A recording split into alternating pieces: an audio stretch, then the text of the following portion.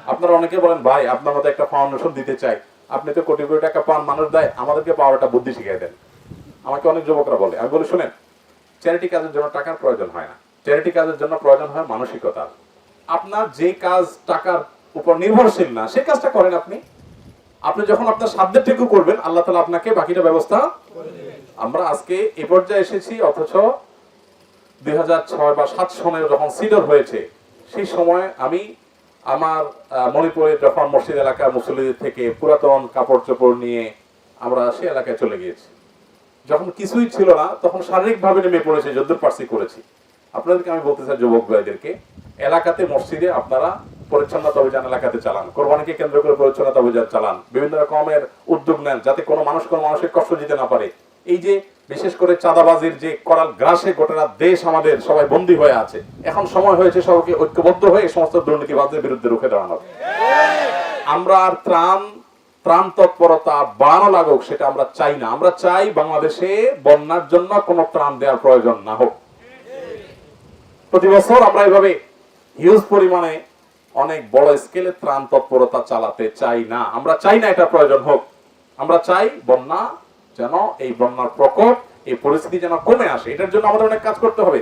আসন্না foundation থেকে আমরা এই বছর পরিকল্পনা করছি, জানি না কতটুকু করতে পারবো, তোমরা নিয়ত করেছি যে আল্লাহ যদি তৌফিক দান করে বন্যা শেষে বন্যার প্রকোপ যেন কমে, সেজন্য আমরা অনেকগুলো উদ্যোগ নেব। যেমন আপনারা জানেন আমাদের দেশে যে খালগুলো আছে, এসব খালগুলো সব এলাকার বিভিন্ন প্রভাবশালী রাজনৈতিক অরাজনৈতিক নেতৃবৃন্দ অনেকেই সেটাকে দখল করে আছে না নাই বলেন?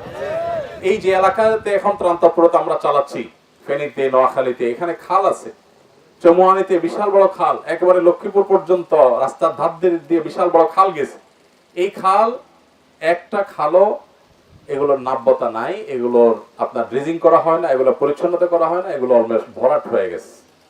যার কারণে এই যে বন্যার পানি, এগুলো নামার কোনো জায়গা নেই। যদি খালগুলো খনন করা হতো, এগুলোর সাথে নদীর সাথে কানেকশন আছে, তাহলে পানিগুলো নামতে পারতো। তো আমাদেরকে সেই কাজগুলোতে মনোযোগী হইতে হবে। এবং যারা এই খাল দখল করে তারা ব্যবসা প্রতিষ্ঠান গড়ে তুলেছে, চাঁদাবাজরা যারা এখানে নানা রকমের সুযোগ সুবিধা নিয়েছে রাষ্ট্রের সম্পদ দখল করে, এদের বিরুদ্ধে আমাদেরকে উচ্ছেদ অভিযান চালাতে হবে। আমরা এইসব খাল পরিষ্কার করতে চাই, কিন্তু সেগুলোর জন্য এই সমস্ত মাস্তানদের মাস্তানি থামাতে হবে। সর্বস্তরের মানুষকে সেজন্য কাজ করতে হবে। সমাজের যে কোনো বিপদে সবার আগে আমরা ঝাঁপিয়ে পড়বো ইনশাআল্লাহ। সবচেয়ে বেশি আত্মত্যাগ আমরা করবো ইনশাআল্লাহ।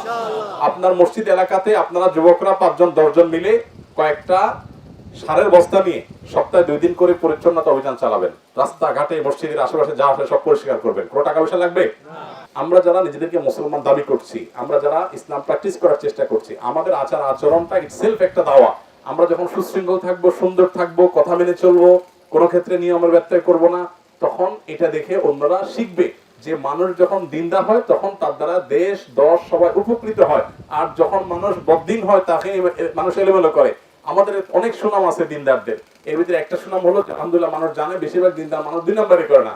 এই জন্য দাড়ি টুপি পরা কোনো মানুষ যদি দুর্নীতি করে পত্রিকাগুলো খুব বড় করে দেখায়, কারণ আরে এটা তো অসম্ভব, কেমনে হলো? দাড়ি টুপি ওয়ালা মানুষ যদি দুর্নীতি ধরা পড়ে মিডিয়া একটু বেশি কভারেজ হয় না? কেন হয়? এই জন্য হয় যে এটা তো হওয়ার কথা না, দাড়ি টুপি ওয়ালা এটা করে না সাধারণত, এটা ব্যতিক্রম কিভাবে হলো, এই জন্য সবাই আগ্রহী হয়ে পড়ে। এটাই ইটসেলফ একটা প্রমাণ যে আসলে দিনদাররা আলহামদুলিল্লাহ এদেশে সব বেশিরভাগ। কিছু মানুষ দিনদারের রূপ ধারণ করে বদ্দিন হচ্ছে, সেটা তো আছেই। কারণ ওই যে আমি সবসময় বলি যে 500 টাকার নোটের 1000 টাকার নোটের নকল হয়, 10 টাকার নোটে কিন্তু কি হয় না? কেন নকল হয় না? 10 টাকার বিল আছে, 1000 টাকার দাম আছে দেখি সেটা কি হয়? দায় টুপির দাম আছে দেখে দায়ের টুপি লাগাইয়া মানুষ 2 নম্বরই করে, কারণ এটার দাম আছে সেজন্য। তো এই জন্য দায় টুপিওয়ালা বা দিনদারদের আরেকটা দায়িত্ব হলো তারা সুশৃঙ্খল হবেন, দায়িত্বশীল হবেন, তারা নিয়ম শৃঙ্খলা মেনে চলবেন, কোনো ক্ষেত্রে নিয়মের ব্যত্যয় করবেন না। এই জায়গাগুলোতে আমরা যদি ফোকাস না করতে পারি, আমরা সবাই নতুন বাংলাদেশ চাই। নতুন বাংলাদেশ তো হঠাৎ করে কোন দোয়া পড়ে মন্ত্র পড়ে ভু দিবেন আর বাংলাদেশ চেঞ্জ হয়ে যাবে, এটা হবে না। আমাদের সবাইকে পরিবর্তন হতে হবে। আমরা সবাই পরিবর্তন হবো তো ইনশাআল্লাহ? কোথাও মামু আছে, খালু আছে, হাই হ্যালো আছে, সেজন্য আমি ওই চান্সে আমার যে কাজটা করতে অনেক কষ্ট করতে হবে সেটা আমি একটু মামু খালু দিয়ে একটু টাকা পয়সা দিয়ে একটু শর্টকাটে সেরে ফেললাম। হালাল না হারাম? কিন্তু এই হারামকে আমাদের হারাম মনে হয় না। আমরা জেনা করা হারাম জানি, মানুষ হত্যা করা হারাম জানি, মদ খাওয়া হারাম জানি, কিন্তু আমরা রাষ্ট্রীয় কোনো কাজে, সরকারি বা বেসরকারি কোনো কাজে আমরা যখন সিরিয়াল ব্রেক করি, আমরা যখন সিস্টেম ব্রেক করি, আমরা যখন বিশেষ সুবিধা নিতে যাই, আমরা যখন অবৈধ সুবিধা নিতে যাই, আমরা যখন টাকা পয়সা দিয়া শর্টকাট ওয়েতে একটা পাসপোর্ট আপনার নর্মাল ওয়েতে ধরুন এতদিন লাগবে, আপনি বলতেছেন ভাই এটা টাকা পয়সা দিব, বিশেষভাবে একটু দেখেন না কিছু করা যায় কিনা।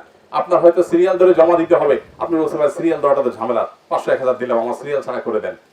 এগুলো অনেক দিনদার মানুষও করে কি করি না আমরা? এই কাজগুলো হালাল না হারাম? মনে রাখবেন, আপনি সিরিয়াল ধরে 1 ঘন্টা দাঁড়া থাকেন তাও ভালো। আমাকে এখন আপনারা বলতে পারেন যে হুজুর আপনি কি করেন সেটা বলেন, লম্বা লম্বা ওয়াজ তো করেন, আপনি কি সিরিয়াল ধরেন কিনা? আমি সব জায়গায় সিরিয়াল ধরার চেষ্টা করি। এয়ারপোর্টে ঢোকার সময় যখন সিরিয়াল ধরি, কিছু লোকজন চলে আসেন নিরাপত্তা রক্ষীরা, ওনারা বলছেন যে ভাই আপনি সিরিয়াল ছাড়া যাবেন। আমরা কেন সিরিয়াল ছাড়া যাবো ভাই? আমি কয়েকবার জিজ্ঞেস করছি, তো বললো যে আপনার নিরাপত্তার জন্য আপনি শুধু না, এই টাইপের আমাদের দায়িত্ব একটা ফোর্স আছে আমাদের খেয়াল করি আমরা কারা কারা আছেন যাদের বাহিরে বেশি সময় দাঁড়ায় থাকলে পাবলিকের মধ্যে কোনো সমস্যা হতে পারে, ঝামেলা হতে পারে, নিরাপত্তা না হোক, উটকো যে হ্যাসেল হবে, ভিড় হবে, আমাদের অসুবিধা তৈরি হবে, এই মানুষগুলোকে আলাদা ঢুকায় ফেলা, এটা আমাদের প্রয়োজনে আমরা করি, আপনার প্রয়োজনে না, তাহলে ঠিক আছে, তখন আমি চলে যাই। কিন্তু চেষ্টা করি পারতপক্ষে এই জাতীয় মানে সুবিধাগুলো যেন না নেওয়া লাগে। তারপরে দিন শেষে আমিও তো আপনাদেরই একজন, আমি তো ফেরেশতা না। আল্লাহ তাআলা আমাকে আপনাকে আমাদের সবাইকে সংশোধন হওয়ার তৌফিক দান করুন। নতুন বাংলাদেশ গড়বার জন্য আমাদেরকে নতুন করে ভাবতে হবে, নিজেদেরকে পরিবর্তন করতে হবে। তবে ইন্টারেস্টিং বিষয় হলো আমরা যারা মুসলমান, এখানে অনেক হিন্দু ভাইরা আছেন, তাদের কথা আমরা বাদ রেখে আমাদের কথা আমরা বলছি যে মুসলমান যারা আমরা নিজেদেরকে দাবি করছি, আলহামদুলিল্লাহ আমাদেরকে নতুন বাংলাদেশ গড়ার জন্য নতুন করে না ভাবলেও চলবে, পুরান করে ভাবলেই হবে, অর্থাৎ কোরআন হাদিসেরটাতে গেলেই হবে। ঠিক না বেঠিক বলেন? কোরআন হাদিসের মধ্যে সবকিছু আছে না নাই? শুধু দরকার হলো যেটা কেতাবে আছে সেটা আমলে আসা, যেটা কেতাবে আসে সেটা। অতএব রাস্তাঘাটে, চলাচলে, কর্মস্থলে, শিক্ষাঙ্গনে, সব জায়গায় আমরা দায়িত্বশীল আচরণ করব, শৃঙ্খলা মেনটেন করব। যেখানে সিরিয়াল আছে সেখানে সিরিয়াল ব্রেক করব না, সিরিয়াল দাঁড়িয়ে থাকবো, প্রত্যেকটা কাজে আমরা সুশৃঙ্খল থাকবো। আমার খোলাসা কথা হলো, আমরা যারা নিজেদেরকে দিনদার মনে করি বা দিনদারিতার করার চেষ্টা করি, আমাদের সর্বস্তরের মানুষের সকল কল্যাণ কাজে সামনের সারিতে থাকতে হবে ইনশাআল্লাহ। সবাই প্রস্তুত আছেন ইনশাআল্লাহ? জাযাকুমুল্লাহ খাইর। আল্লাহ আমাদের সবাইকে সে তৌফিক দান করুন। আস-সুন্নাহ ফাউন্ডেশন, উম্মার স্বার্থে, সুন্নাহর সাথে।